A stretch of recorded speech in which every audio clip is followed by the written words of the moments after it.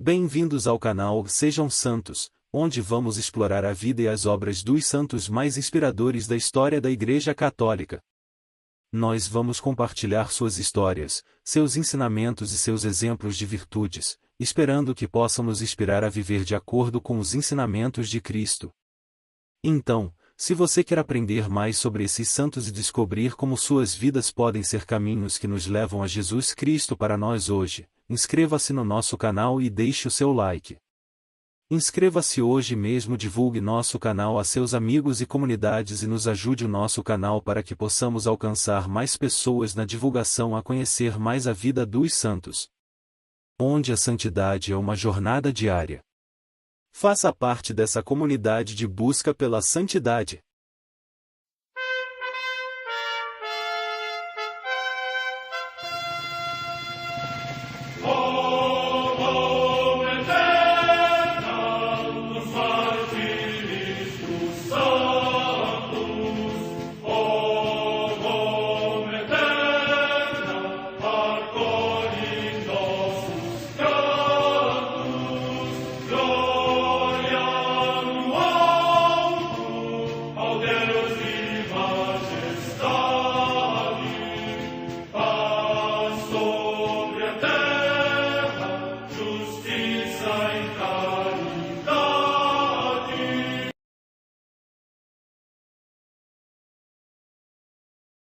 Ler a vida dos santos desperta em nós o desejo de seguir a Cristo.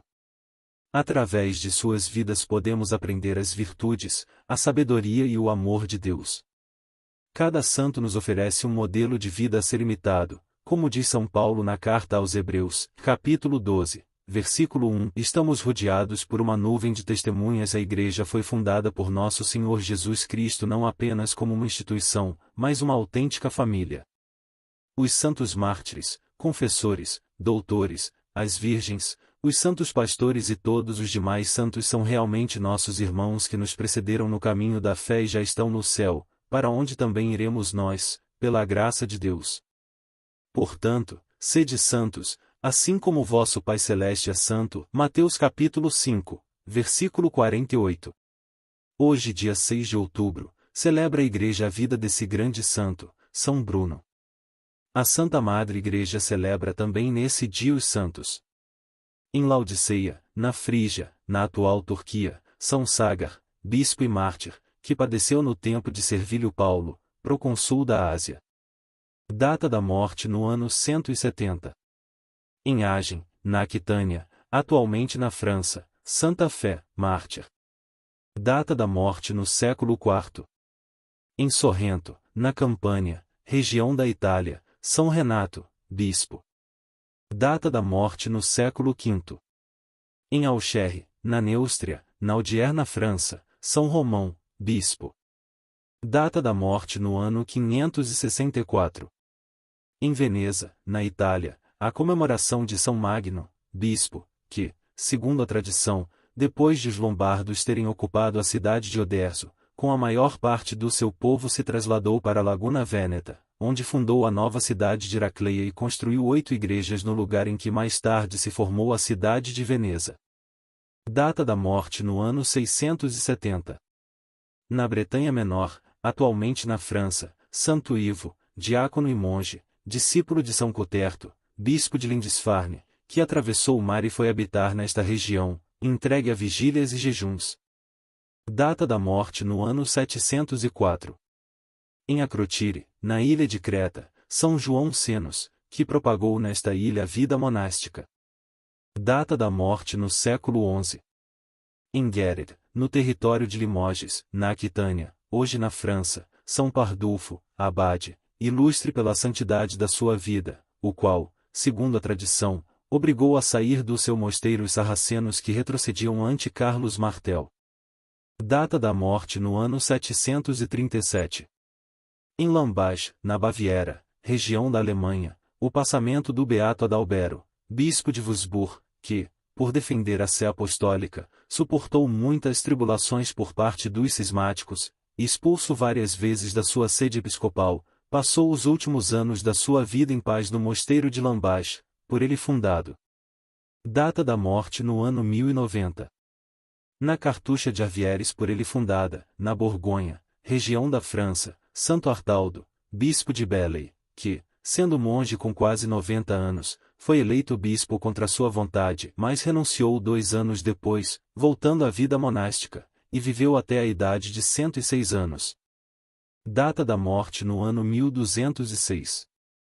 Em Nápoles, na Campânia, região da Itália, Santa Maria Francisca das Chagas de Nosso Senhor Jesus Cristo, Ana Maria Galo, Virgem da Terceira Ordem Secular de São Francisco, admirável pela paciência nas inúmeras e contínuas tribulações e adversidades, bem como pelas penitências e pelo amor de Deus e das almas.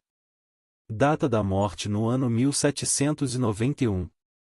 Num barco-prisão ancorado ao largo de Rochefort, na França, o beato Francisco Hunot, presbítero e mártir, que, por causa da sua condição de sacerdote, durante a perseguição contra a igreja foi encarcerado na sórdida galera, onde, afetado pela febre, entregou o espírito a Deus. Data da morte no ano 1794. Em Longueuil, localidade do Canadá, a beata Maria Rosa Eulalia Melanie Durocher, virgem, fundadora da Congregação das Irmãs dos Santos Nomes de Jesus e Maria, para a formação cristã e humana da juventude feminina. Data da morte no ano 1849. Em An Hoa, cidade do território do Anão, hoje no Vietnã, São Francisco Tran Van Trung, mártir, que, sendo soldado, resistiu energicamente às ordens de apostatar da fé cristã e por isso o imperador Tu Duc o mandou degolar. Data da morte no ano 1858.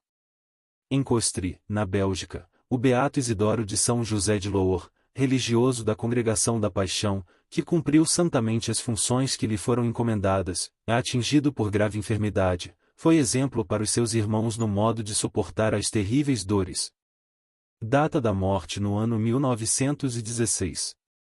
Em Barruelo de Santolã, perto de Palência, na Espanha, o beato Bernardo Plácido Fábrega Juliá, religioso da Congregação dos Irmãos Maristas e mártir, que, oprimido pela violência dos inimigos da Igreja, foi ao encontro do Senhor. Data da morte no ano 1934. História de São Bruno. São Bruno. São Bruno foi um nobre alemão e sacerdote famoso. Porém, ao se deparar com uma realidade sobrenatural, desistiu da fama e fundou uma das ordens monásticas mais austeras da Igreja. A este santo se deve a fundação de uma das ordens religiosas mais importantes e mais humildes que prestam austeridade e reconhecimento a Deus.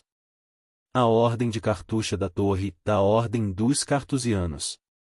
Origens. Bruno nasceu na cidade de Colônia, Alemanha, no ano 1030. Nasceu em berço nobre. Ainda muito jovem foi enviado para fazer seus estudos em Reims e Paris, na França. Destacou-se nos estudos por causa de sua inteligência brilhante. Tornou-se especialista em humanidades, línguas, direito e outras matérias. E, em meio ao mundo universitário, sentiu-se chamado para o sacerdócio. Ordenação. Quando terminou os estudos, o jovem Bruno voltou para sua terra natal na Alemanha. Confirmando sua vocação, entrou para o colegiado de São Cuniberto, onde foi ordenado padre. A conversão de um padre. Alguns anos mais tarde, o padre Bruno voltou à cidade de Reims para dar aulas de teologia. Passou algum tempo em Reims e depois foi lecionar teologia em Paris. Estando na França, foi certa vez uma cidade chamada Sena. Ali, um fato mudaria radicalmente o rumo de sua vida. Padre Bruno foi celebrar as exéquias, ou seja, foi fazer a encomendação de um defunto. Quando foram enterrar o morto, Padre Bruno ouviu a voz do cadáver por 3 vezes, sendo que, no final, o morto disse: "Por justo juízo de Deus fui condenado." Presenciar este fato e ouvir estas palavras mexeram profundamente com a vida do Padre Bruno. Depois disso ele abandonou totalmente o luxo que os padres tinham na época e entregou sua vida a Deus, com o desejo de viver na contemplação, na caridade para com o próximo, na oração, no silêncio e nos exercícios espirituais. O chamado de Bruno arrasta seus amigos. Os amigos do Padre Bruno, vendo a radicalidade de sua conversão, sentiram-se também chamados a viverem mais radicalmente o Evangelho. Então eles se reuniram, repartiram tudo o que tinham com os pobres e ingressaram na abadia beneditina de Solesmes. Ali viveram a vida monástica por algum tempo seguindo a regra de São Bento. A austeridade.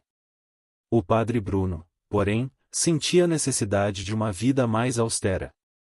A experiência que tivera rezando por aquele defunto fez enxergar que tudo nesta vida é passageiro e que devemos fazer todo o esforço possível para alcançarmos a verdadeira vida na presença de Deus. Por isso, ele e mais 6 companheiros retiraram-se para uma região rochosa no alto de uma serra chamada Cartucha. Esses montes ficavam no centro de um deserto que fazia parte da diocese de Grenoble, também na França. Confirmação profética. Na noite anterior à chegada do padre Bruno e seus companheiros, o bispo de Grenoble teve um sonho, e ele viu 7 estrelas descerem do céu sobre aquela região desértica.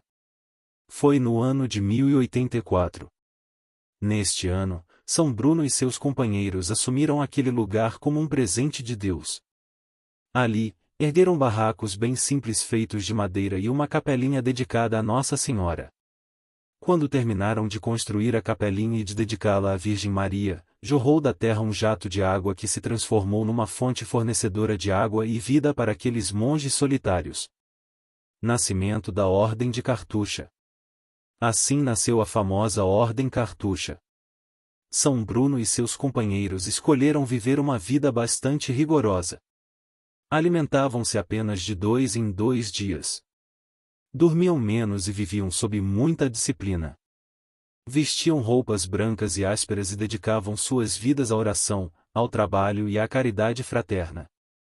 Um abade, superior da comunidade monástica de Cluny, conheceu a vida de São Bruno e seus companheiros e a descreveu assim: são os mais pobres entre os monges e habitam cada um uma cela com seu tosco hábito de penitência e quase só comem pão.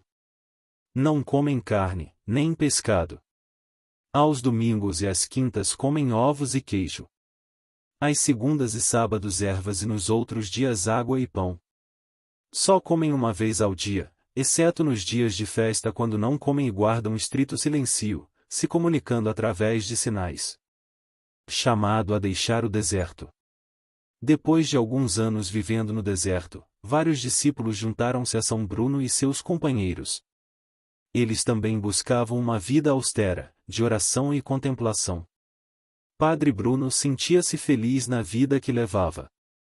Porém, o Papa Urbano II, que conhecia o Padre Bruno e sabia de suas qualidades, pois tinha sido seu professor na cidade de Reims, chamou-o para ser seu colaborador em Roma. Padre Bruno aceitou por obediência, vendo nisso um chamado de Deus. Em Roma, alguns discípulos seguiram o Padre Bruno. Em Roma, ele foi nomeado pelo Papa como arcebispo de Reggio. Em seu coração, porém, a vontade era de voltar à vida na Cartucha e ao silêncio. Depois de alguns anos, tendo prestado grandes serviços à Igreja no tocante à instrução dos clérigos e à assessoria direta ao Papa, obteve licença do Papa para voltar à solidão monástica, ao silêncio e à contemplação. Voltando à vida contemplativa. O Papa permitiu que Dom Bruno voltasse à vida monástica, porém, dentro da Itália, para que, quando fosse preciso, pudesse encontrá-lo com facilidade. Assim, Dom Bruno foi para a Calábria. Lá, ele fundou, acompanhado de seus amigos que o tinham seguido até Roma, o mosteiro de Santa Maria del Ermo. Sua nova fundação também passou a ser conhecida como Ordem Cartucha da Torre. A ordem floresce. Na Calábria, a ordem recém-fundada por Dom Bruno floresceu. Logo foi preciso construir outro mosteiro. Este, construído em Bosco, recebeu o nome de Santo Estéfano. O povo, tendo descoberto a presença de Dom Bruno e sabendo de sua fama de santidade, passou a procurá-lo para pedir aconselhamento, auxílio, orações. Assim, muitos foram curados pelas bênçãos e orações de São Bruno. Seu renome chegou a vários cantos da Europa, espalhando-se pela Itália, Alemanha e França. Falecimento. São Bruno faleceu no dia 6 de outubro do ano 1101. Multidões foram se despedir dele e pedir sua intercessão, tendo a certeza de que ele já estava na glória de Deus. E muitas graças aconteceram. Após sua morte, ele se tornou o padroeiro da cidade de Colônia, na Alemanha. A festa de São Bruno passou a ser celebrada no dia de sua passagem para o céu, em 6 de outubro. Oração a São Bruno. Onipotente e eterno Deus, que concedestes a graça da fidelidade a São Bruno, fundador da Ordem dos Cartuchos, através do silêncio e da contemplação, concedei-nos também a nós sermos bem firmes na fé pela contemplação de vossas maravilhas. São Bruno, rogai por nós.